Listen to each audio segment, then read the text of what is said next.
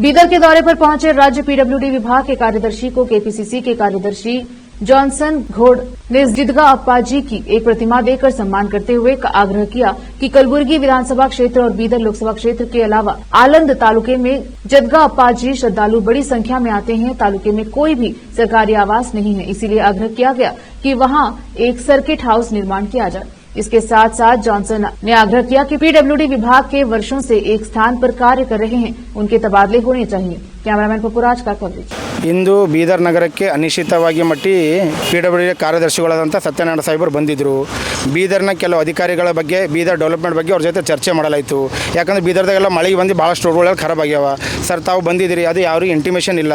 ತಾವು ಖಾಲಿ ಅಧಿಕಾರಿಗಳಿಗೆ ಬಂದು ಮೀಟಿಂಗ್ ಮಾಡಿ ಹೋದ್ರೆ ಹೆಂಗೆ? ಸಾರ್ವಜನಿಕರಿಗೆ, ಸಂಘ ಸಂಸ್ಥೆಗಳಿಗೆ ಮತ್ತೆಲ್ಲ ದಲಿತ ಮುಖಂಡರಿಗೆ ತಾವು ಕರೆಸಿ ಮಟ್ಟಿ ಏನೇ ನಿಮ್ಮ ಕುಂದು ಕೊರತೆಗಳಿದೆ, ಇಲಾಖೆ ಬಗ್ಗೆ ಏನಾದರೂ ತಪ್ಪು ದೋಷಗಳಿದ್ದರೆ ನಾನು ಬಂದು ಕಂಪ್ಲೇಂಟ್ ಕೊಟ್ಟರೆ ತಾವು ಒಂದು ಇಂಟಿಮೇಷನ್ ಕೊಡಬೇಕಾಗಿತ್ತು. ಯಾಕೆ ಕೊಟ್ಟಿಲ್ಲ ಅಂತ ಹೇಳಿ ಮಟ್ಟಿ ಸೆಕ್ರೆಟರಿ ಸಾಹೇಬ್ರಿಗೆ ಹೇಳಿದೆ. ಇಲ್ಲ ಸರ್, ಅದೊಂದು ಕಾರ್ಯಕ್ರಮ ಇತ್ತು, ಹಿಂಗೆ ಬಂದಿದ್ದೀನಿ. ಮತ್ತು ಏನೇ ಕಾರ್ಯಕ್ರಮ ಇದೆ ನೆಕ್ಸ್ಟ್ ಟೈಮ್ ಬಂದಾಗ ನಾನು ಹೇಳ್ತೀನಿ, ಇದೊಂದು ಸಲ ಏನಾದರೂ ಕ್ಷಮೆಪಣೆ ಇರಲಿ ಅಂತ ಕೇಳಿದ್ದಾರೆ. ಅದೇ ಸಲಕ್ಕೆ ಮತ್ತೊಂದು ಸಲ ನೆಕ್ಸ್ಟ್ ಕಾರ್ಯಕ್ರಮ ಬಂದಾಗ ಹೇಳ್ತೀನಿ ಅಂತ ಹೇಳಿದ್ದಾರೆ. ಮತ್ತು ಅಧಿಕಾರಿಗಳು ಏನು ಭಾಳಷ್ಟು ಜನ ಇಲ್ಲಿ ಬೇರೆ ಉಳಿದಿದ್ದಾರೆ.